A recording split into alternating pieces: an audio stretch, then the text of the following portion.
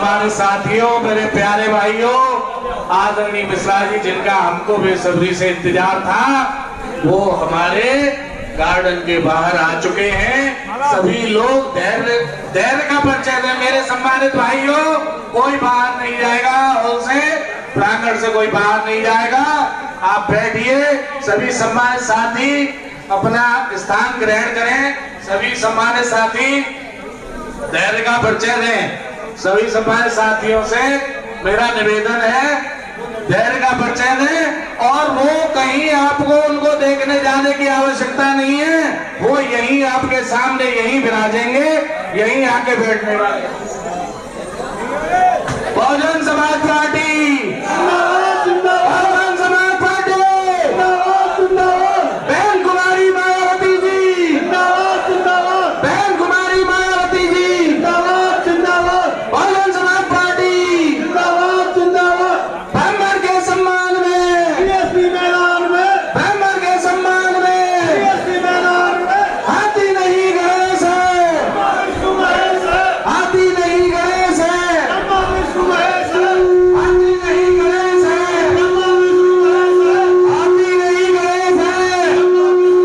दोनों हाथ खड़े करके मुट्ठी बांध के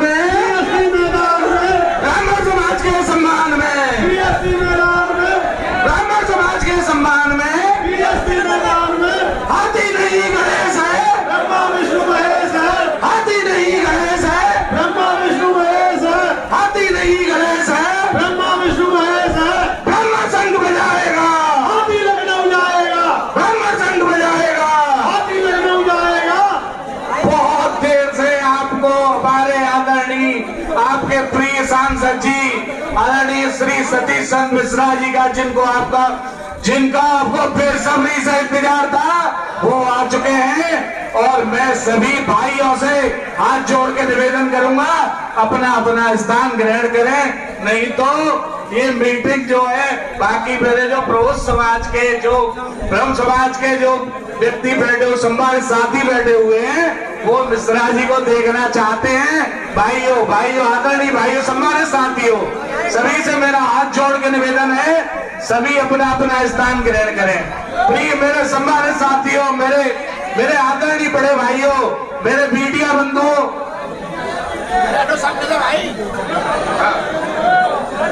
मैं ब्राह्मण समाज के लोगों से आग्रह करूंगा कि वो सम्मान में कृपया मंच पे आए और हमारे अतिथि माननीय सतीश मिश्रा जी का स्वागत करें पुष्पमाला से।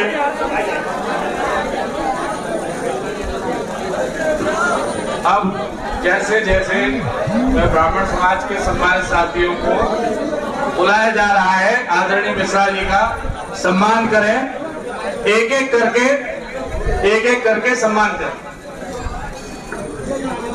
साथ ही बहुजन समाज पार्टी के जिलाध्यक्ष और सभी सम्मानित ब्राह्मण समाज के जो प्रबंधकों से गुजारिश है कि वो माननीय बड़ी माला से 51 करोड़ की माला से स्वागत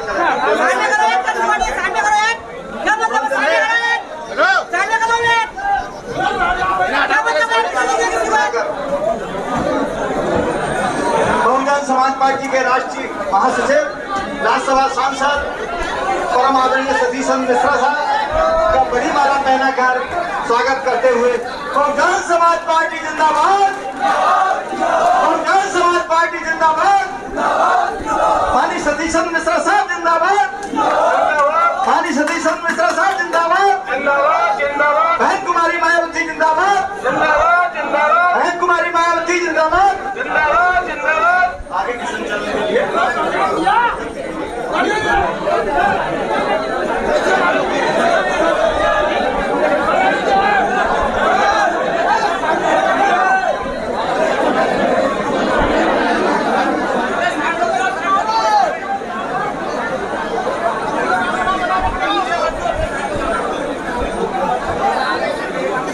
शांति से बैठ जाए, अपना नाश्ता ग्रहण करें।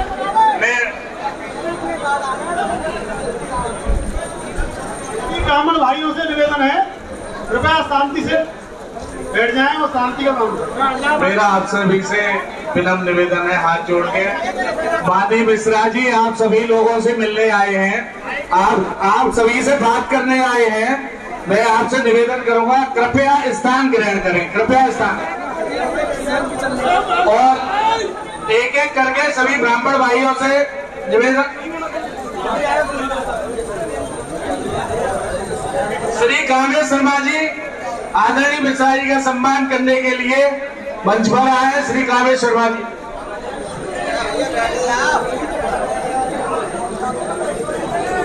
मैं ब्राह्मण समाज के साथियों से पुनः आग्रह करूंगा वो मंच पर आए और माननीय शर्मा जी का स्वागत करें, जिनको मैंने अभी बुलाया था।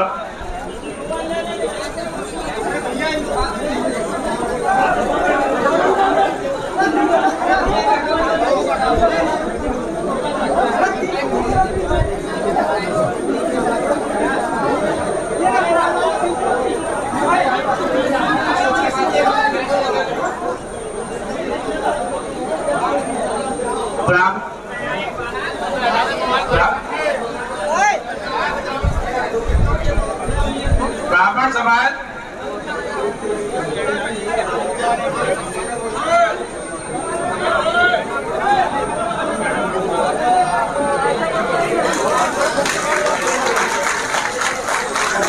मैं पुनः निवेदन करूंगा, बरौली विधानसभा से आए मुस्लिम समुदाय से लोग, सभी लोग आए और माननीय मिश्रा जी का सम्मान करें। प्लीज जल्दी आइए। और हमारे लोधी समाज से लोग, बरौली विधानसभा से जो लोग आए हुए हैं, सब लोग तो ना, कुछ लोग आ जाएंगे भारी मात्रा में जो आप लोग आए हुए हैं। माननीय मिश्रा जी का सम्मान करें।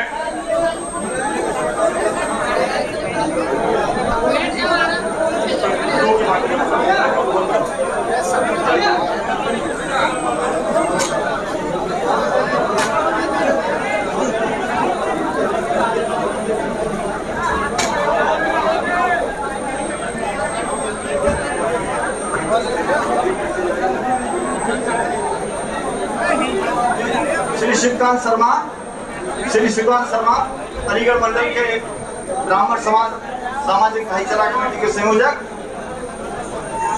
माननीय मुख्यमंत्री जी को दरबार भेंट करके स्वागत करेंगे। श्री तिलकराज यादव चेयरमैन हरिद्वार आए और आज के अवसर पर माननीय मिश्रा जी और माननीय मुकुंद वे साहब को प्रतीक सिंह भेंट करके स्वागत करेंगे। तिलकराज यादव जी, श्री तिलकराज यादव जी चेयरमैन हरिद्वार।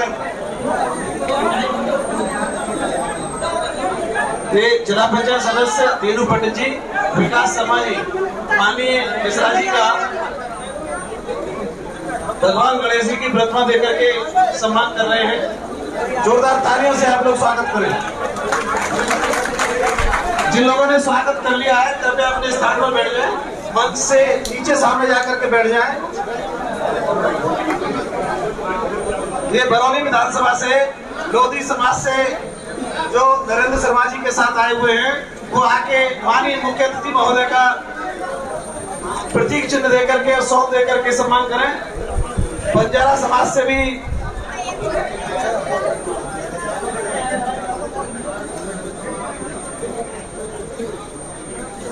ये जिला पंचायत सदस्य है विकास शर्मा जी, माननीय राष्ट्रीय महासचिव बहुजन समाज पार्टी सांसद राज्यसभा माननीय सतीश मिश्रा जी का भगवान परशुराम की मूर्ति देकर के उनका सम्मान कर रहे हैं।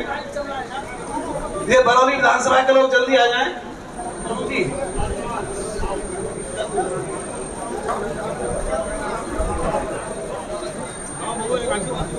ये प्रेमपाल लोधी जी, लोधी समाज की ओर से बरौनी विधानसभा से नरेंद्र शर्मा जी के साथ माननीय मुख्य अतिथि जी का माला पहना कर स्वागत कर रहे हैं। रविंद्र पाठक जी भी उनका माला बुका देकर के स्वागत कर रहे हैं। जमा ब्लॉक की पूर्व ब्लॉक प्रमुख श्रीमती विमला राज जी पूर्व जिला पंचायत सदस्य भी हैं, वो आकर के माननीय मुख्य अतिथि जी का भगवान गौतम बुद्ध की प्रतिमा देकर के उनका सम्मान कर रही हैं।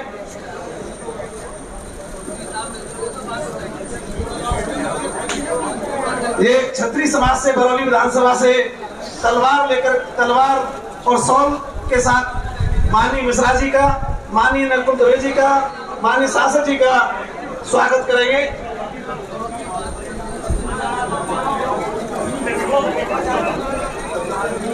छत्तीस समाज से आपसे निवेदन आ जाइए। वकील समाज से भी बरौनी विधानसभा से जो लोग आए जल्दी आ जाइए, और हमारे वकील समाज से भी जो भी लोग आए हैं प्लीज आगे आ जाइए। ये अधिवक्ता संघ के लोग माननीय मुख्य अतिथि जी का प्रतीक चिन्ह देकर के सम्मान कर रहे हैं।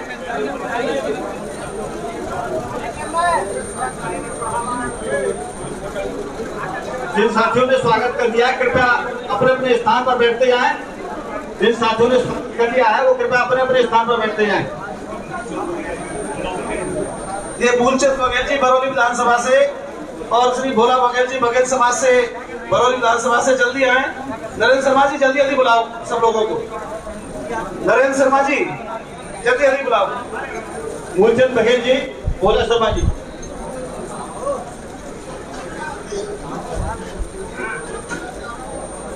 जिन लोगों ने स्वागत कर दिया है कृपया अपने अपने स्थान पर बैठ जाएं। विजयगढ़ नगर पंचायत के चेयरमैन श्री संजीव काका, श्री संजीव काका जी आए, स्वागत कर चुके हैं, वो अपने स्थान ग्रहण करें। कृपया अपने अपने स्थानों पर बैठें। मेरा सभी से निवेदन है आप अपने अपने स्थान ग्रहण करें। सम्मानित साथियों, बहुजन समाज पार्टी के अध्यक्ष श्री रतनदीप सिंह और रंजीत वाल्मीकि पार्षद दोनों मिलकर माननीय मुख्य अतिथि महोदय का स्वागत करेंगे। बहुजन समाज पार्टी के जिला अध्यक्ष रतनदीप सिंह और जिला उपाध्यक्ष पार्षद रंजीत वाल्मीकि चांदी का मुकुट पहन करके स्वागत करते हुए। बहुजन समाज पार्टी जिंदाबाद जिंदाबाद। माननीय सतीश चंद्र मिश्रा जी जिंदाबाद जिंदाबाद जिंदाबाद। मिश्रा जी संघर्ष करो, हम तुम्हारे साथ हैं। मिश्रा जी संघर्ष करो, हम आपके साथ हैं। मिश्रा जी संघर्ष करो।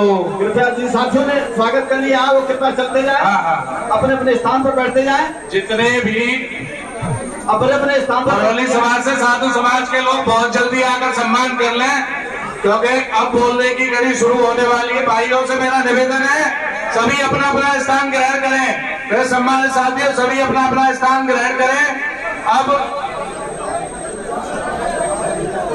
अभी ये स्वागत सम्मान ये कार्यक्रम हो चुका। मैं सभी से निवेदन करूंगा अब आपके प्रिय मुख्य अतिथि महोदय बोलने वाले, आप सभी लोग अपने अपने स्थान ग्रहण कर लें। कृपया स्थान ग्रहण करें। सभी लोग अपने अपने स्थान पर बैठ जाएं।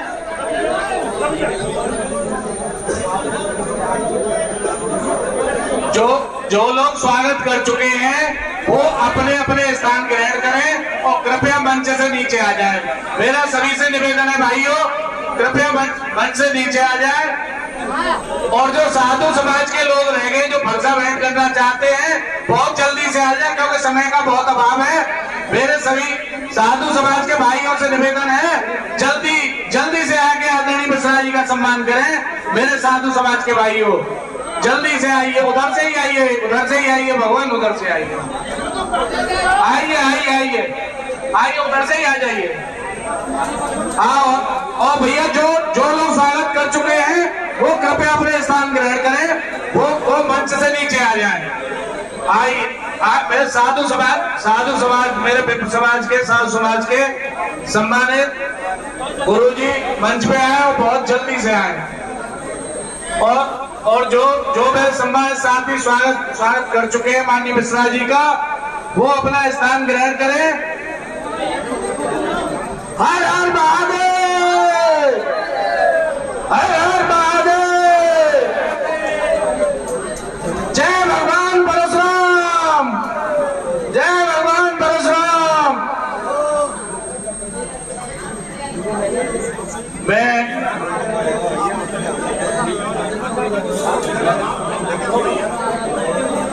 अब इसी कड़ी स्वागत की कड़ी को आगे बढ़ाते हुए हमारे बड़े भाई श्री नरेंद्र शर्मा जी से मैं आदरणीय हमारे मुख्य अतिथि श्री सतीश चंद्र मिश्रा जी का स्वागत करने के लिए मंच पर आए।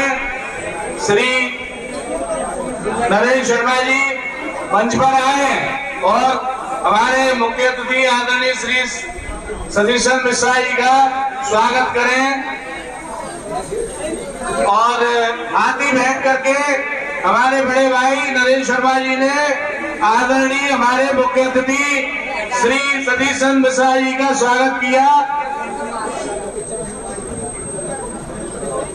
और साथ साथ हमारे सांसद जी आदरणीय श्री मुमताज अली जी, हमारे पूर्व मंत्री आदरणीय श्री नकुल दुबे जी का भी स्वागत करें। हमारे भाई नरेंद्र शर्मा जी बहुत बहुत धन्यवाद। और मैं सभी लोगों से, मेरे सभी मित्र बंधुओं से निवेदन करूंगा सभी अपना अपना स्थान ग्रहण करें, क्योंकि आदरणीय मिश्रा जी केवल आप लोगों से मिलने ही आए हैं। ये जब तक आपसे बात नहीं कर लेंगे ये अलीगढ़ से जाएंगे नहीं। तो बात कहने के लिए भी एक थोड़ा माहौल की आवश्यकता होती है। मेरे भाइयों, मेरे सम्मानित मेरे बुजुर्गों, मैं आपसे निवेदन करूंगा कि थोड़ा अपने अपने स्थान को ग्रहण करें। मेरे मीडिया के सम्मानित बंधुओं, आप भी अपना स्थान ग्रहण करें। और जो लोग स्वागत कर चुके हैं वो कृपया मंच श्री हमारे आदरणीय नरेंद्र शर्मा जी बहुजन समाज पार्टी के पूर्व प्रदेश अध्यक्ष पूर्व सांसद बाबू मुमताज अली जी का हाथी बैठ करते हुए स्वागत किया। माननीय सतीश मिश्रा जी जिंदाबाद जिंदाबाद। स्वागत की आइए भैया स्वागत की इस कड़ी में बहुजन समाज पार्टी के मुख्य सेक्टर प्रभारी श्री रणवीर सिंह कश्यप जी आए। अब मैं आज के कार्यक्रम के मुख्य अतिथि माननीय सतीश चंद्र मिश्रा आपका चांदी का मुकुट पहनाकर स्वागत करेंगे। श्री रणवीर सिंह कश्यप। मिश्रा जी संघर्ष करो, मिश्रा जी संघर्ष करो। मैं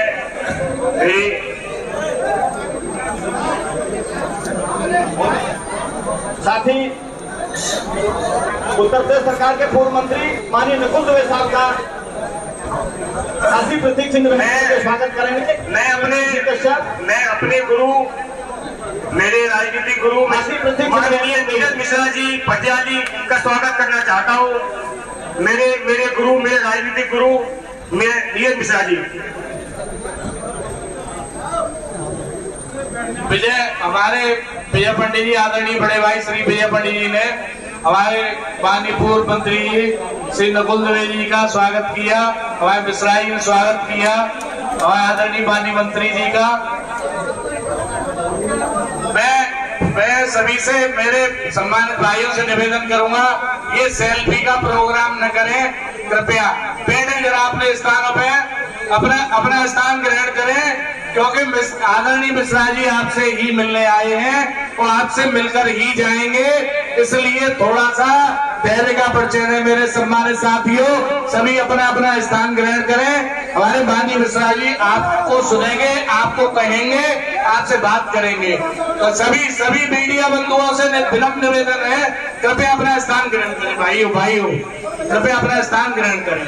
साथ ही श्री रणवीर सिंह कश्यप पूर्व सांसद माननीय मुमताज अली साहब का 100 रुपया स्वागत करेंगे। श्री रणवीर सिंह कश्यप। अब सभी सम्मानितों से गुजारिश है कि अपना मंच खाली कर दें और अपने स्थान पर बैठने का काम करें। सभी मंच पर खड़े सम्मानित साथियों से करबद्ध निवेदन कि अपने अपने स्थान पर बैठकर बैठने का काम करें।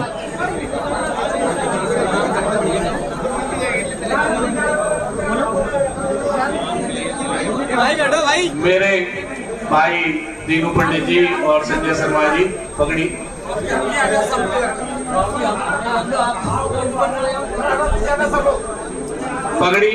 पहनाकर स्वागत किया और मेरे माननीय मंत्री जी हमारे श्री नकुल दुबे जी का स्वागत किया। अभी मैं सब लोगों से आग्रह करूंगा, कृपया ध्यान दें, हमारे माननीय मंत्री जी नकुल दुबे जी आपसे कुछ आग्रह करेंगे, प्लीज ध्यान से।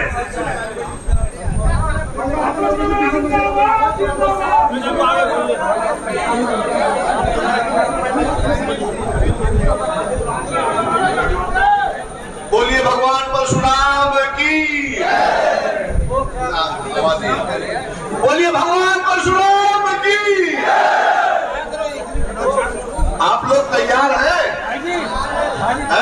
या भी नहीं? इतनी ज्यादा संख्या में यहाँ पर मौजूद है और हम सबके अगुआ, हम सबके प्रेरणा स्रोत और जिनके बल पर हम लोगों ने ये ऐलान कर दिया है कि 2022 में ब्रह्म समाज सिर्फ अपने अपमान का बदला ही नहीं लेगा, आपको दोबारा उस गद्दी पर पहुंचाकर के आदरणीय बहन कुमारी मायावती जी को 5वीं बार इस प्रदेश का मुख्यमंत्री बनाएगा, ताकि हमारे समाज का मान सम्मान बरकरार रहे। तो मैं आप लोगों से जानना चाहता हूँ, आप लोग तैयार हैं? गोष्ठी के तैयार हैं? अपने अपमान का बदला लेने के लिए तैयार है? भारतीय जनता पार्टी को उत्तर प्रदेश की सीमा से उखाड़ करके 2022 में फेंकने के लिए तैयार है? तो मैं आमंत्रित करूं, सुनने को तैयार है आप सब लोग? धैर्य बनाए रहिएगा, शांति रखिएगा, मोबाइल स्विच ऑफ कर दीजिएगा। मुख्य अतिथि महोदय की एक एक बात को बहुत गंभीरता से सुन करके साथ में लेकर के जाइएगा, यहाँ छोड़ के मत जाइएगा, साथ में लेकर के जाइएगा और पूरे अलीगढ़ और आसपास के जिलों में यह संदेशा चला जाए कि ब्रह्म समाज निकल चुका है, हाथी पर सवार हो चुका है पंडित सतीश मिश्रा जी की अगुवाई में। मैं बड़े सम्मान के साथ आमंत्रित करता हूँ आदरणीय महोदय को, कृपया माइक पर आए और हम सबको आशीर्वाद देने की कृपा करें। माननीय सतीश मिश्रा जी।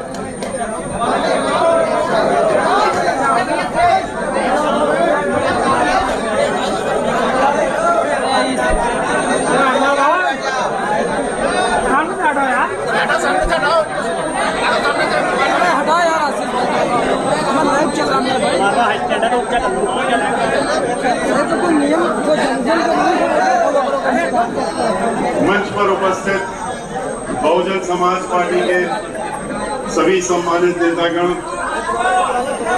श्री मुमताज अली जी जो हमारे साथ में राज्यसभा में कई वर्षों तक रहे, पूर्व सांसद, उत्तर प्रदेश के बहुजन समाज पार्टी के अध्यक्ष भी रहे और यहाँ के मंडल थोड़ा नीचे सामने आ रहा। आप इनसे रिक्वेस्ट कर लीजिए, नीचे आ गया।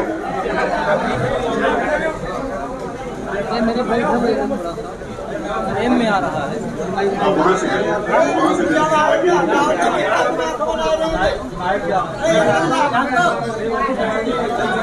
श्री नरेंद्र शर्मा जी,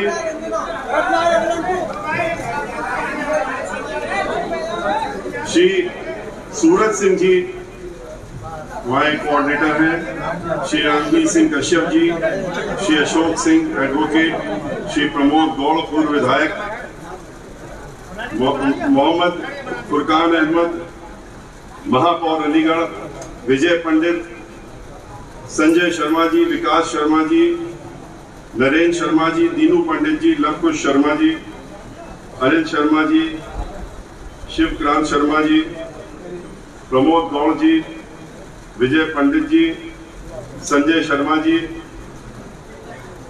नीरज मिश्रा जी, जिन्होंने कल बहुत ही ऐतिहासिक कार्यक्रम हम लोगों का गोष्ठी कराई थी कासगंज में।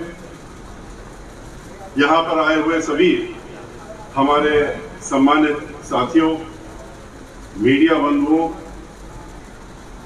भाइयों, आपका उत्साह जिस तरीके से बढ़ रहा है, देख रहे हैं, जो अयोध्या से शुरू हुआ 23 जुलाई को, और जैसे जैसे हम लोग आगे आगे हर जिले में जा रहे हैं, पूरे प्रदेश में जाना है, हम देख रहे हैं कि उत्साह दिन पर दिन बढ़ता जा रहा है।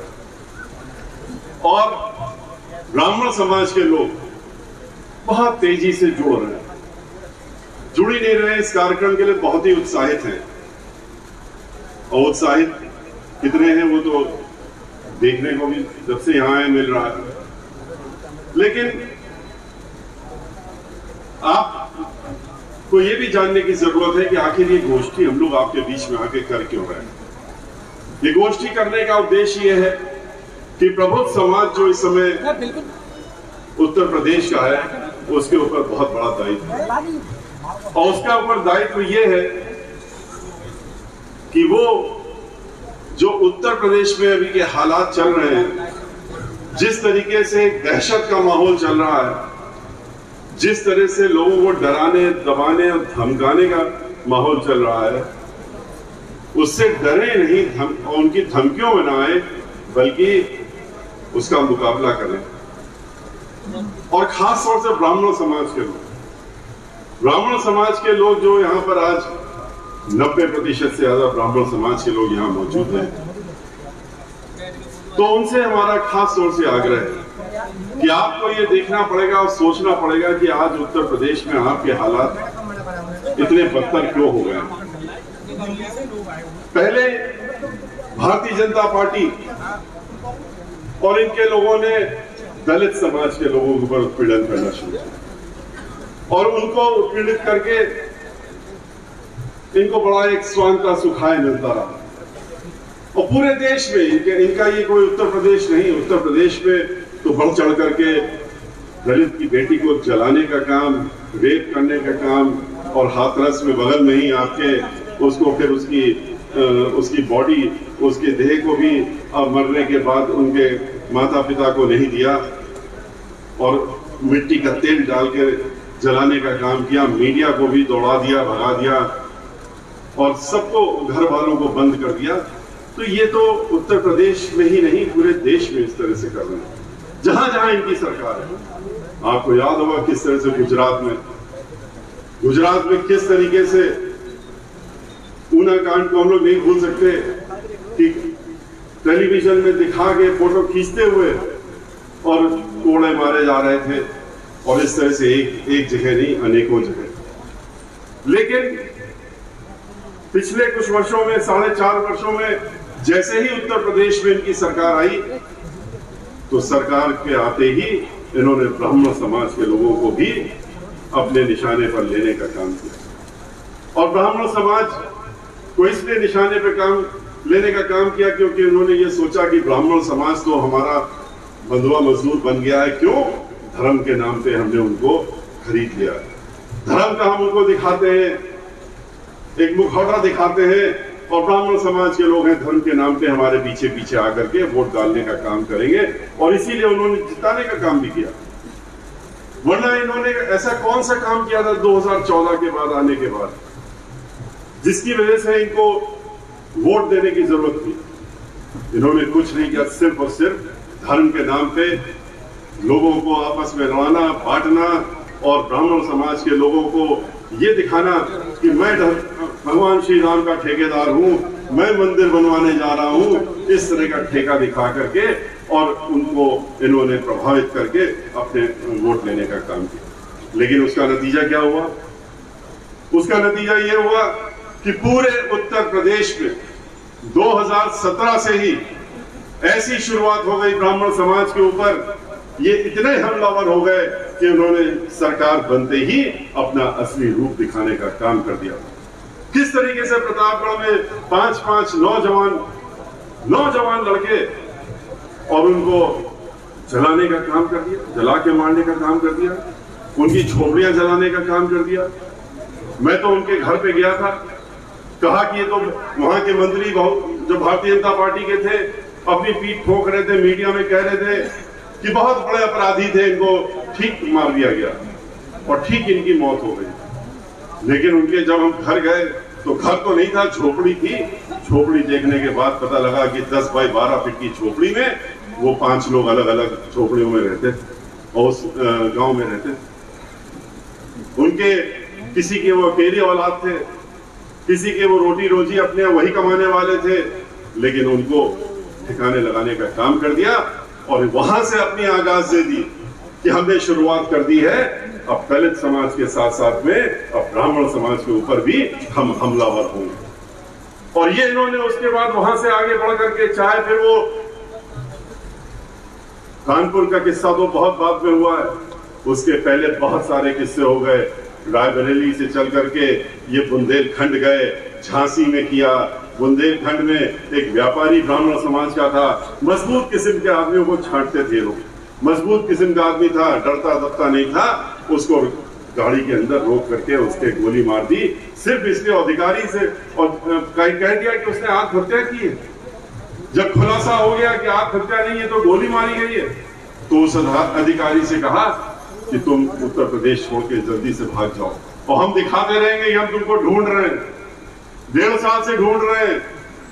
अभी अगर कोई ब्राह्मण समाज के नाम लिखा दिया जाए अपराधी में तो अगले दिन जो है उसको ढूंढ भी लेते हैं, उसको गाड़ी में बांध के ले भी जाते हैं, गाड़ी भी फिसल जाती है, वो गाड़ी से बाहर भी निकलता है और उसके बाद उसका एनकाउंटर हो जाता है, शूट आउट हो जाता है, उसका मर्डर हो जाता है वहीं पर। एनकाउंटर कोई और चीज नहीं होती है। एनकाउंटर जब किया जाता है तो वो हत्या है। ये माननीय सर्वोच्च न्यायालय ने अपने निर्णय में कहा कि एनकाउंटर करने का आपको ये हक नहीं है कि आप उसके सीने में गोली मार दो, लेकिन इनको तो मारना होता है। किसको मारना है ये भी तय कर लेते हैं, वरना बलिया में आप सब लोगों ने टेलीविजन में देखा किस तरीके से जिन लोगों के ऊपर इनका हाथ है, उन वहां के एमएलए और उन लोगों में से एक आदमी उनका जो था, उसने कैसे खुलेआम पब्लिक के सामने गोली मारी और एसडीएम भी मौजूद थे, लेकिन पूरा शासन प्रशासन खड़ा हो गया उसको बचाने के लिए और उसको बचाने का काम किया। उन्नाव में किस तरीके से रेप होता है एक लड़की का, लेकिन वहां के एमएलए को बचाने के लिए, क्योंकि वो भारतीय जनता पार्टी के तो थे ही पर उनके चहेते भी थे, इसलिए उनको बचाने के लिए पूरा अमली जामा लग गया। लेकिन जिस तरीके से झांसी में छत में सो रहे थे 5 ब्राह्मण और उनको वहां जब ले जाके मारने का काम किया, ऊपर दिखाया कि छत पे सो रहे थे और वहां पर मार दिया, जबकि उठा करके लाए थे कहीं से और वहां मारने का काम किया, सर कटवाने का काम किया। 1-2 नहीं, कोई जिला छोड़ा नहीं इन्होंने जहां दहशत न फैलाई हो। गिनती गिनने लगे तो सैकड़ों में गिनती आती है जहां ब्राह्मण के समाज के लोग, जैसे दलित समाज के लोगों से ब्राह्मण समाज के लोगों की हत्याएं हुई, उनको गोली मारी गई, उनको शूट आउट किया। कानपुर में एप्पल कंपनी में काम कर रहा था तिवारी, उसको गाड़ी रोकी, नाम पूछा और उसके सीने में गोली मार मर गया। हम उसके जब घर गए कोई देखने वाला नहीं आया पूछने, जब हम घर गए तो फौरन अमली जामा आ गया, सरकार के उप मुख्यमंत्री भी आ गए, मंत्री भी आ गए और वहां आकर के आश्वासन दे करके गए कि कोई बयान यान मत दीजिएगा, हम आपकी पूरी देखभाल करेंगे, हम आपके बच्चे की देखभाल करेंगे और सब कुछ करेंगे, इतना रुपया देंगे, और दिया कुछ नहीं। आज भी उन चीजों के लिए वो इंतजार कर रही है उनकी बेवा। लखनऊ में वो घर पे माता पिता के देखभाल करने के लिए ब्राह्मण समाज का चूंकि वो ब्राह्मण समाज का था, उसका नाम डाल दिया था कानपुर वाले कांड में। वो देखने के लिए गया तो उसको वहां से उठा लिया और उठा के ले जा करके कंटोनमेंट में शूट आउट कर दिया। कितने किस्से, जब राजधानी में 3-3 इस तरह के काम हो गए तो पूरे उत्तर प्रदेश में कितने हुए, ये सोचने की बात है। और कानपुर का किस्सा, कानपुर का तो आपसे कहीं छूटता ही नहीं है। कानपुर में जिस तरह का इन्होंने काम करने का किया कि एक व्यक्ति के नाम पे, जिसको कि शूट आउट में तो मार ही दिया, लेकिन एक व्यक्ति को लेकर के इन्होंने 100 ब्राह्मणों को उसमें नामजद कराया। पहले तो नाम नहीं मालूम थे, अपने अधिकारियों से कहा कि ऐसा करो कि ये कांड हो गया है, इसका फायदा उठाओ। और जितने भी मजबूत ब्राह्मण हो, अभी तो अज्ञात 100 अज्ञात रिपोर्ट लिख दो, 100 अज्ञात ब्राह्मण, और रिपोर्ट लिख दी गई। और उसके बाद ढूंढ लो जितने मजबूत ब्राह्मण हैं, जो नहीं दबने का काम कर रहे हैं और जो जिनके साथ में लोग हैं, उनकी गिनती गिन लो, उनके नाम लिख लो और एक एक करके उनको नामजद करते चलो। चाहे वो आसपास के जिले के हों, कानपुर के नहीं, फर्रुखाबाद के हो, कन्नौज के हो, कानपुर के हो, शहर के हो, इटावा के हो, उन्नाव के हो, आसपास के जितने भी जिले हैं उनको एक घेरा बना लो और उसमें से उठा करके उसमें से उनको निपटाने का काम करो। 16 साल के लड़के का शूट आउट कर दिया, 6 गोलियां मार करके उसी कांड के तहत में, और कहा कि ये तो भाग रहा था। 16 साल के एक लड़के का शूट आउट कर दिया। बंबई में और कलकत्ता में जो ब्राह्मण समाज के लोग जिनको नामजद बाद में कर दिया, वो वहां पर थे उस दिन जिस दिन ये किस्सा हुआ है, और उनको भी उठवा लिया। और आज भी 50 से ज्यादा उसमें से जो नामजद इन्होंने बनाए थे वो जेल के पीछे सड़ रहे हैं और उनको वहां बंद कर रखा है। और सारी दफाएं जितनी हो सकती थी इंडियन पीनल कोड में, वो उनके ऊपर लगा करके इंतजाम किया कि वो कभी छूटने ना पाए। इतना ही नहीं, जब गिरना शुरू करते हैं और जब तय कर लेते हैं कि हमें तो इस समाज को सबक सिखाना है, इस समाज को ठिकाने लगाना है, तो किस हद तक गिर गए। एक 16.5 साल की लड़की खुशी दुबे, उसका क्या दोष था? वो कौन सी बड़ी भारी आतंकवादी या टेररिस्ट थी? वो तो 29 तारीख को ब्याह के आई थी, 29 और 30 को शादी हुई, रात में हुई, 29 और 30 तारीख को गई थी। और पहली तारीख उसका पहला दिन था, 1 जुलाई। 2 तारीख को ये किस्सा हो जाता, उसको भी उठा ले गए। 7 दिन तक तो कहीं पर अज्ञात स्थान पर रखा, कहां ले गए, क्या किया, ये भी नहीं किसी को बताते हैं। जब हल्ला हुआ कि वो लड़की कहां चली गई, इसकी शादी हुई थी, तो 7 दिन के बाद उसको ले जा करके और रिमांड होम में भी नहीं, जेल में बंद करने का काम कर दिया। 3 महीने तक जेल में रखा। जब ये रिपोर्ट आई जुवेनाइल बोर्ड की कि ये तो 16.5 साल की लड़की है, तो अब उसको उन्होंने ले जाके रिमांड होम में डाल दिया। बाराबंकी में रहने वाली, कानपुर के माता पिता इतने गरीब, और वो कानपुर में, और उसको ले जा करके आपने रिमांड होम में बाराबंकी में डालने का काम कर दिया। और जितनी दफाएं हो सकती थी उस लड़की के ऊपर, खुशी दुबे के ऊपर इतनी दफाएं हैं जितनी बड़े से बड़े दुर्दान अपराधी के ऊपर नहीं हो सकती, उतनी उसके ऊपर दफाएं लगा दी। 302 से शुरू करते हुए सारी दफाएं लगाने का काम कर दिया। पूछा गया जब कि ये क्या इसका जुर्म है, कहते हैं कि 3 औरतें बाहर दिख रही थी छत में, उन 3 वो कुछ हाथ हिला रही थी, उनमें से ये भी होगी, और इसलिए उसको उठा लिया और उसको ले जाकर के जेल में बंद किया। जब ये पता लग गया इसकी तो बेल हो ही जाएगी, तो बेल ना होने पाए, तो लखनऊ से बैठ के पूरे शासन और प्रशासन के लोगों ने अपनी ताकत लगाते हुए योजनाबद्ध तरीके से एक फर्जी सर्टिफिकेट बनवाई। और वहां के जो सुप्रिंटेंडेंट, महिला सुप्रिंटेंडेंट है जहां वो बंद है, उसने अपनी रिपोर्ट में लिखा कि यहाँ 2 कमरे में 48 लड़कियां बंद हैं, उनमें से एक ये लड़की भी बंद है। और उन 48 लड़कियों में से 47 लड़कियों ने ये हमसे कहा है कि अगर ये छूट गई, कि अगर हम छूट गए, ये कहती है हम लोगों से, अगर हम छूट गए तो बाहर निकल करके हम बहुत बड़े अपराधी बन जाएंगे और तुम लोगों को सबको भी उठवा लेंगे। इस तरह की एक कंप्लेंट फर्जी बना करके और उसकी बेल को खारिज कराने का काम किया। इंतजाम किया है कि वो जिंदगी भर वहीं पर जेल में पड़ी रहे। इतना ही नहीं, एक महिला जो घर में काम करती थी, उसका क्या दोष था, उसको भी उठा ले गए। और उसको तो ले ही गए, उसके साथ साथ में उसकी 3 साल के एक लड़का और 6 साल की बच्ची उसको भी ले गए और वो भी जेल में बंद है। तो ये भारतीय जनता पार्टी की इस समय जो सोच है ब्राह्मण समाज के बारे में, वो समाजवादी पार्टी से हट करके नहीं है। हम लोगों ने सोचा, आप लोगों ने सोचा था कि समाजवादी पार्टी के मुखिया ने तो अखबार में भी उनका बयान छपा था कि ब्राह्मणों का काम नहीं करना है, इनको सबक सिखाना है। लोग याद करते हैं नीरज मिश्रा का किस तरह से कन्नौज में सर काट के और समाजवादी पार्टी की सरकार के दौरान में लखनऊ मंगवाया गया था। इन सब चीजों को याद करके ब्राह्मण समाज ने उनको सबक सिखाते हुए उनको बाहर सत्ता से किया था। और ये भी याद होगा ये किस्से सब हुए थे 2007 के पहले, जब उनकी सरकार थी 3 से 7 के बीच में। उसी को इन्होंने फिर जब 12 में आए तो 12 से लेकर 17 के बीच में भी उसी तरीके से इन्होंने ब्राह्मण समाज को बेइज्जत करने का काम किया था। याद करिए, लेकिन जब ब्राह्मण समाज की बेइज्जती हुई थी और ब्राह्मण समाज के सर कटवा करके मंगवाने का काम किया था और ब्राह्मण समाज राजनीतिक रूप में शून्य पे पहुंच गया था, तब हम आपके बीच में आए थे। हम पूरे उत्तर प्रदेश में गए थे, आप यहाँ भी आए थे, इस जिले में भी आए थे, अलीगढ़ भी आए थे और आकर के हमने आपसे बातें कुछ की थी।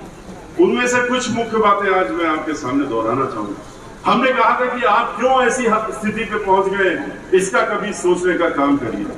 आखिर ब्राह्मण समाज 13% तो सरकारी आंकड़े के हिसाब से है और 16.5% ब्राह्मण समाज पूरे उत्तर प्रदेश में, वैसे 16.5%। 3 करोड़ से ज्यादा ब्राह्मण समाज के लोग उत्तर प्रदेश में रहते हैं, लेकिन फिर भी 5 से 6 MLA रह गए थे असेंबली में।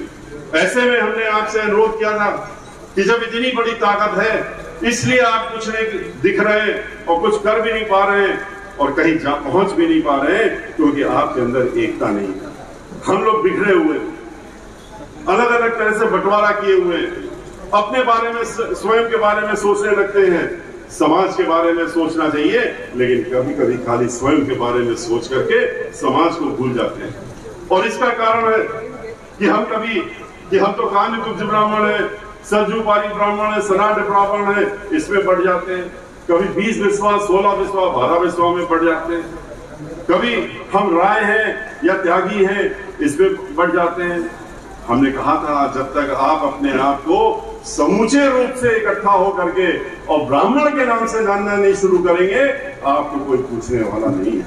मिश्रा जी तुम संघर्ष करो, मिश्रा जी तुम संघर्ष करो। Bahujan Samaj party, Bahujan Samaj party.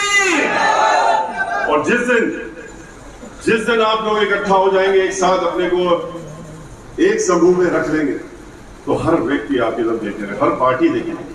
आप इकट्ठा हुए, आप एक साथ हुए, आप लोगों ने 5 लाख से अलग संख्या में खड़े होकर के 9 जून 2005 को बहन मायावती जी मुख्य अतिथि थी, उस दिन उनका स्वागत करने का काम किया था और अपनी ताकत दिखाने का काम किया था।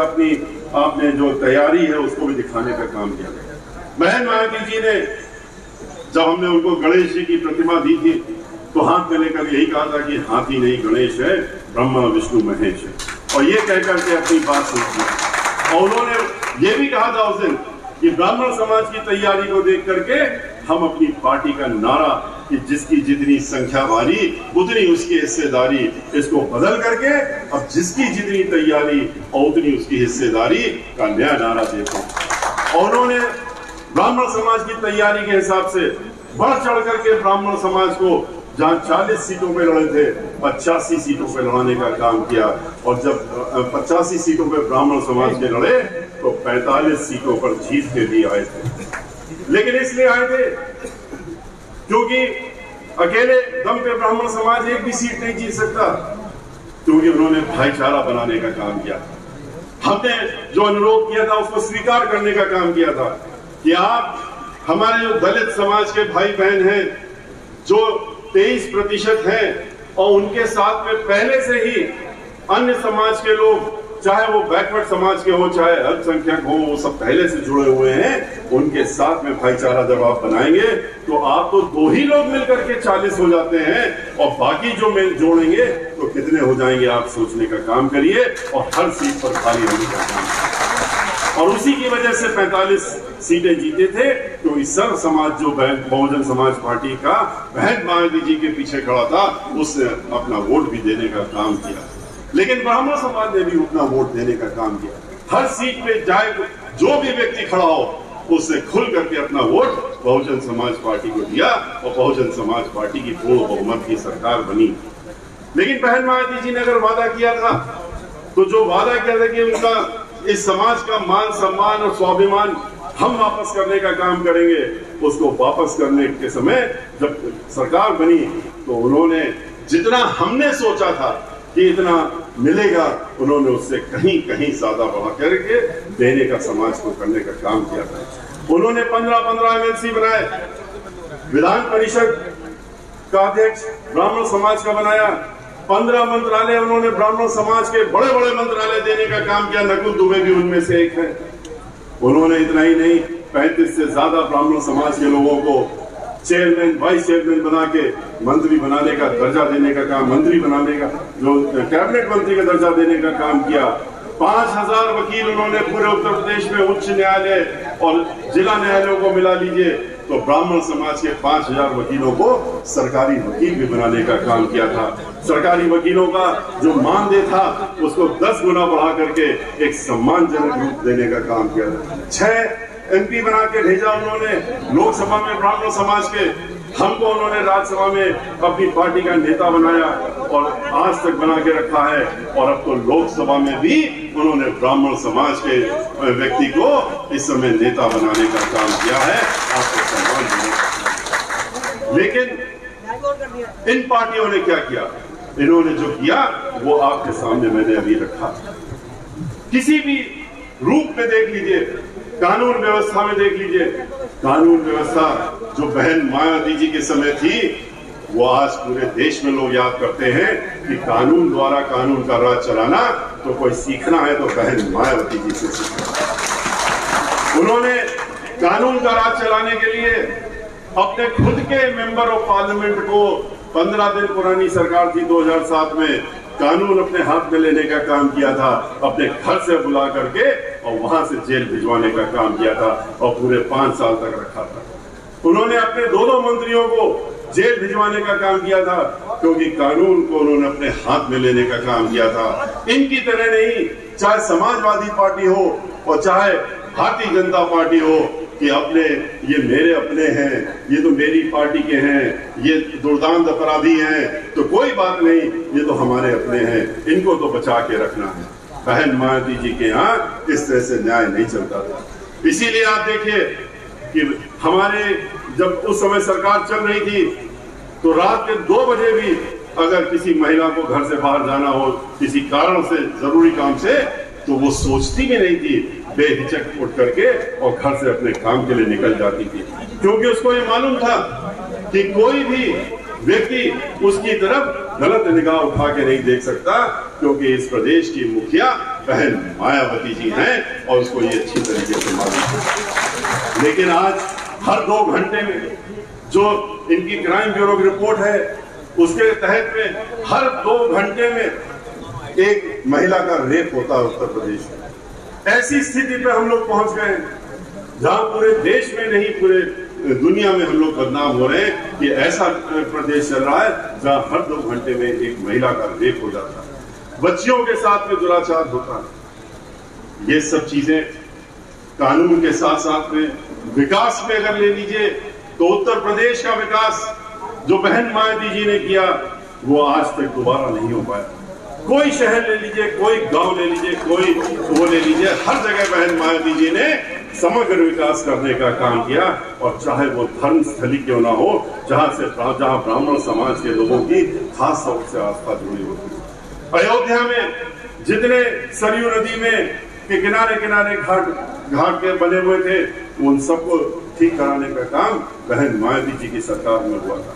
वाराणसी में जितने घाट के किनारे जो बनाया गया उसको आपस में जोड़ करके बहन मायावती जी ने बनाने का काम किया। सीवरेज ट्रीटमेंट प्लांट बनाया जो सबसे बड़ा था इस, और उसमें पूरे इलाहाबाद पूरे वहां की बनारस की जितने भी नाले से आते थे पानी, गंदा पानी आता था, गंगा में गंदा पानी ना गिरे उसको सीवेज ट्रीटमेंट प्लांट में डाल करके और उसको बनवाने का काम बहन मायावती जी ने किया।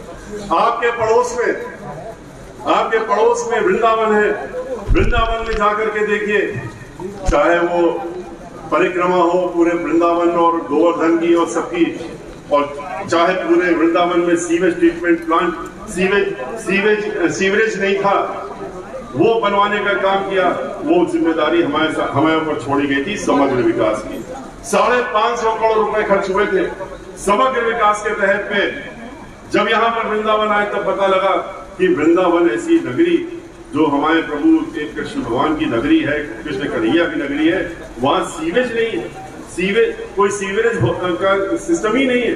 तो पूरे वृंदावन में उसको डलवाने का काम किया, पानी की व्यवस्था करी, वहां पर एक विधवा आश्रम बनवाने का काम किया, कच्ची सड़क पक्की सड़क पूरे परिक्रमा के लिए बनाने का काम किया, वहां पर एक 100 बेड का हॉस्पिटल बनाने का काम किया, बस अड्डा बनाने का काम किया, वहां का मेला घोषित कराने का काम, सरकारी मेला घोषित कराने का काम, उसको करने का काम किया, टोल टैक्स खत्म करने का काम किया, वहां पर एक बिजली घर भी बना करके देने का काम किया।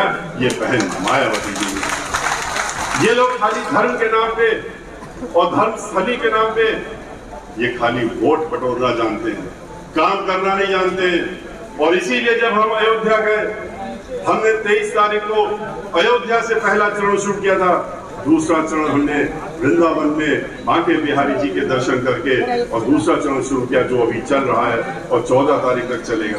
लेकिन जब हम अयोध्या गए तो पूरी भारतीय जनता पार्टी, इनके लोगों ने विरोध करने का काम ये किया। मीडिया से कहा कि इनसे पूछो कि ये प्रश्न करो कि ये अयोध्या क्यों आए, इनका अयोध्या से क्या लेना देना, क्योंकि अयोध्या में तो हमारा ही जिम्मेदारी है और हमारा ठेका।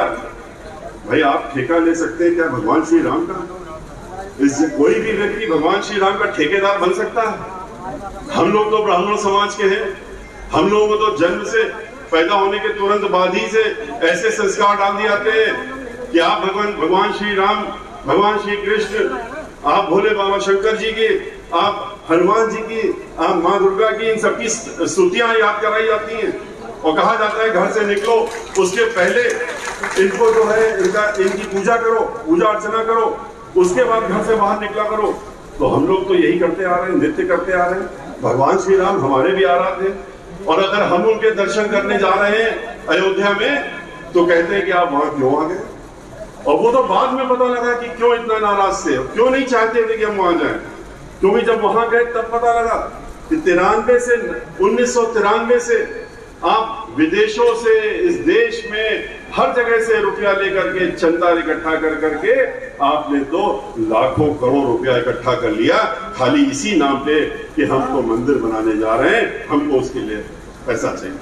जब सर्वोच्च न्यायालय का निर्णय आया, 1 साल से ज्यादा हो गया, 1.5 साल, तब भी आपने उस समय से, उसके बाद से आपने फिर से लोगों को झोला लेके भेज दिया सबके यहाँ और कहा कि इसमें पैसा मांगो, चंदा मांगो कि मंदिर बनाना है, और कहते हैं कि 10,000 करोड़ रुपया सिर्फ इकट्ठा हुआ है, अभी तो हमको बहुत और इकट्ठा करना है।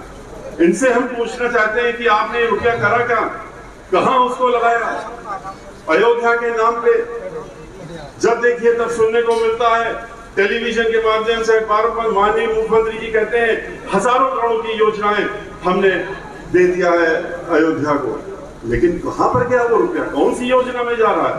हम तो अयोध्या नगरी गए, वहां तो कुछ भी नहीं विकास दिखा, समग्र विकास तो छोड़िए, वहां के हालात किसी और जगह से भी ज्यादा बदतर नजर आ रहे हैं, वृंदावन की तरह नहीं।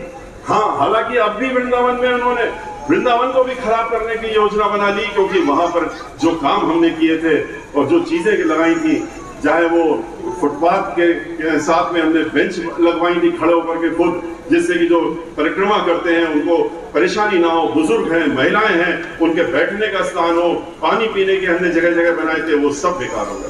सब टूट गए, लेकिन उसको भी नहीं संभाल पा रहे। अयोध्या में तो कुछ किया ही नहीं, और मंदिर के नाम पे भी आपने क्या किया, खाली ईंट की पूजन कर दी। 1 साल पहले 5 तारीख को 2 दिन बाद 1 साल हो जाएगा। 5 अगस्त को आपने 4 ईंटों की पूजा करी, भूमि पूजा नहीं किया आपने, कोई और नहीं किया। इस देश के सभी विद्वान पंडितों ने और सबने कहा कि ये 5 तारीख अगस्त जो है वो सही दिन नहीं है, आप गलत दिन चुन रहे हैं, लेकिन उनको इससे मतलब नहीं था। उन्होंने कहा कि हम ये किस दिन कार्यक्रम दे सकते हैं, वहां पर मुख्य अतिथि हम उसके हिसाब से तय करेंगे, और वहां पर ईंट पूजन करा दी।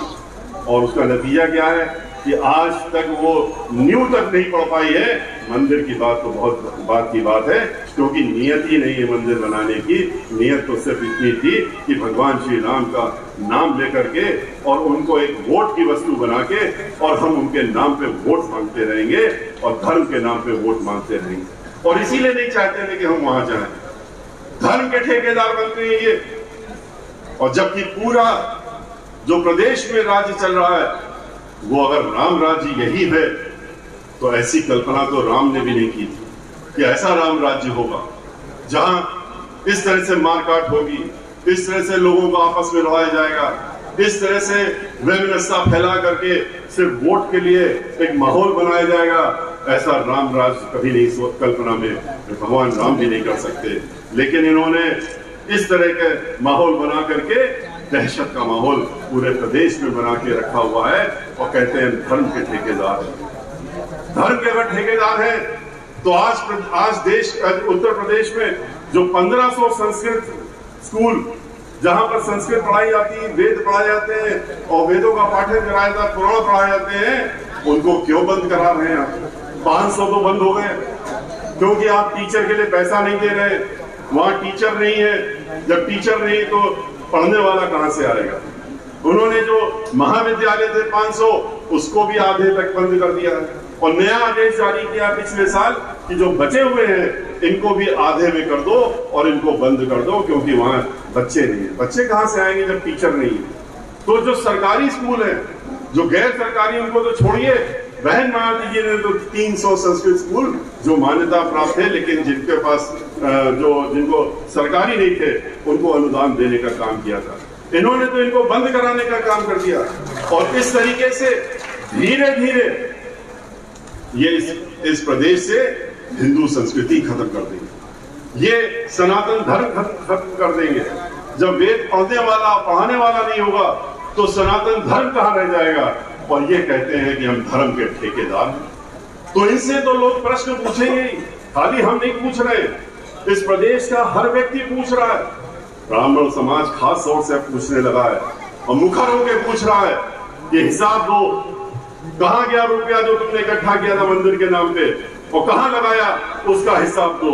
और हिसाब तो इनको देना ही पड़ेगा, अभी नहीं देंगे तो इसके बाद देना पड़ेगा। हिसाब तो इनसे लिया ही है। मैं जो आज अत्याचार हो रहे लोगों के ऊपर, जो आज वित्त विहीन विद्यालय बंद हो रहे हैं, और जिनको कि जहां पर टीचर लाठियां खा रहे जब इनके पास जाते हैं, सर मुड़ाने का तक काम किया एक महिला टीचर ने, लेकिन फिर भी इन्होंने उसकी नहीं सुनी, और उसके बावजूद भी इन्होंने उन वित्त विहीन विद्यालयों को बंद कराने का काम कर दिया। ये इनकी मानसिकता है। बहन मायावती जी से जब वो लोग मिले, उन्होंने कहा कि आप परेशान ना होइए, हमारी सरकार आने दीजिए, हम आते ही एक कमीशन बैठा लेंगे और 3 महीने में रिपोर्ट लेकर के उसको आपकी ये सारी समस्याओं को दूर करने का काम ये मेरी जिम्मेदारी है। तो इसलिए भाइयों, आपको इनका चेहरा कुछ और है, मुखौटा कुछ और है। उस मुखौटे को उतारिए और उसके पीछे इनके असली चेहरे को पहचानिए, और पहचान करके आप एक बार दोबारा से अपनी सरकार बनाइए। और अपनी सरकार आप तभी बनाएंगे जब आप अपने हाथ मजबूत करेंगे। अपने हाथ आप मजबूत करने के लिए आपको हमारे हाथ मजबूत करने पड़ेंगे। आप हमारे हाथ मजबूत करेंगे तो आपके हाथ अपने आप मजबूत हो जाएंगे, और हम सब मिलके बहन मायावती जी को इस उत्तर प्रदेश का 5वीं बार मिश्राजी संघर्ष करो, मिश्राजी संघर्ष करो। तो दोबारा से एक बार हम लोग यहाँ अमन चैन की सरकार बना के, चाहे वो किसान हो चाहे वो मजदूर हो, जो किसान आज धक्के खा रहा है, मार खा रहा है, लाठियां खा रहा है, ठंड में भी पानी मारा, 500 से ज्यादा किसान मर गए, उनकी समस्या इन्हीं की उत्पन्न की हुई है। उनके ऊपर 3 कानून इस तरह के ठोक रहे हैं, उनके ऊपर लगा रहे हैं, जिसके द्वारा उनकी जमीन को छीन सके। ये उनकी जमीन को छीनना चाहते हैं, लेकिन किसान जो है वो अपने लिए लड़ रहा है। हम लोग भी उनके साथ में खड़े हैं, पार्लियामेंट से लेकर के बाहर तक बहुजन समाज पार्टी किसान के साथ में खड़ी हुई है। रोज प्रदर्शन हो रहा है, उसमें हम लोग भी शामिल हैं, चाहे वो पार्लियामेंट के अंदर हो या पार्लियामेंट के बाहर हो। आज मजदूर परेशान है, नौजवान परेशान है, उसके पास नौकरी नहीं है, उसकी नौकरियां लेने का काम कर दिया। देने का वादा किया था 2 करोड़ नौकरी सालाना, लेकिन 2 करोड़ से ज्यादा नौजवानों की नौकरियां लेने का काम किया। ये वो सरकार है जो कहती है झूठे वादे करती है 15 लाख रुपए दे देंगे, और जब नहीं दिया तो लोगों से कहा वो तो जुमला था। और जब नौजवानों ने कहा कि हमारी नौकरी का क्या होने वाला जो आपने कहा था, तो उनसे कहते हैं जाइए, आप पढ़े लिखे हैं, आप PhD होल्डर हैं, आप जाकर के पकौड़े बेचने का काम करिए और उस तरह से अपना काम चलाने। पकौड़ा बेचना कोई खराब चीज नहीं है, हम लोग उनका बहुत आदर सम्मान करते हैं जो ये काम इस तरह के काम करते हैं। हम लोग तो उन्हीं के लिए खड़े ही होते हैं। हमारी बहुजन समाज पार्टी इस तरह के लोगों के लिए लड़ने का काम करती है। लेकिन ये आप वादा करते हैं कि आप पढ़ लिख करके आए हैं, हम आप PhD किए हुए हैं, आप डॉक्टरेट किए हुए हैं, हम आपको नौकरी देंगे, उनसे आप ये करते हैं, तो ये उनके साथ में वादा खिलाफी नहीं, बल्कि उनको वो नीचा दिखाने के लिए खाली कि देखिए आपने बड़ा भारी अपना बढ़ चढ़ करके वोट दिया था, हम आपको असली ठिकाने पर लगाने का काम हम करेंगे। इसलिए हमारा सबसे अनुरोध है, आप लोगों से अनुरोध है कि आप लोग इन बातों को ध्यान में रख करके खाली अपने तक सीमित मत रखिएगा, अपने भाई बंधुओं और उनके बीच में इनको पहुंचाने का काम करिए। उनको बताइए कि इनका असली चेहरा ये है, और डरने की जरूरत नहीं है, दबने की जरूरत नहीं है, खास तौर से ब्राह्मण समाज के लोगों को, क्योंकि आप तो भगवान श्री परशुराम के वंशज हैं, जहां डरना और दबना सिखाया नहीं गया। आप देखिए, ये सब भी देखिए, भाईचारा बनाने का काम बहन मायावती जी ने सर्वजन हिताय सर्वजन सुखाय की बात की थी, तो उन्होंने सरकार जब अपनी बनाई तो उन्होंने सर्व समाज की सरकार बनाई थी। हर समाज के लोग, चाहे वो दलित समाज के हो, चाहे अति पिछड़ा वर्ग के हो, चाहे वो अल्पसंख्यक समाज के लोग हो, और चाहे ब्राह्मण समाज के लोग हो, उन्होंने सबको एक साथ लेकर के और तब उनको सम्मानजनक उनको जगह दे करके, और चाहे राजनीतिक हो चाहे गैर राजनीतिक हो, चाहे अधिकारी लोग हो, सबको उन्होंने सम्मान देने का काम किया और एक मजबूत सरकार बनाने का काम किया। आज बहन मायावती जी की सरकार जब होती है तो उत्तर प्रदेश में कोई दंगा फसाद नहीं होता है। क्यों नहीं होता है? क्योंकि दंगे फसाद आप जानते हैं कि चाहे समाजवादी पार्टी हो चाहे भारतीय जनता पार्टी हो, ये दंगे फसाद करवाते हैं और दंगे फसाद करवाए जाते हैं। दंगे फसाद कभी होते नहीं है। अगर होते तो बहन मायावती जी की सरकार में क्यों नहीं होते हैं? वहां पर क्यों अमन चैन से सब लोग रहते हैं और एक साथ रहते हैं? इसलिए आपको जरूरत है कि आप भी एक साथ मिल करके भाईचारा बनाते हुए हम लोगों के हाथ मजबूत करिए और बहन मायावती जी को उत्तर प्रदेश का 5वीं बार मुख्यमंत्री बना करके यहाँ सब समाज की सरकार बनाने का काम करिए। इसी के साथ हम अपनी बात समाप्त करते हैं, आपसे विदा लेते हैं। जय भीम, जय भारत, जय परशुराम।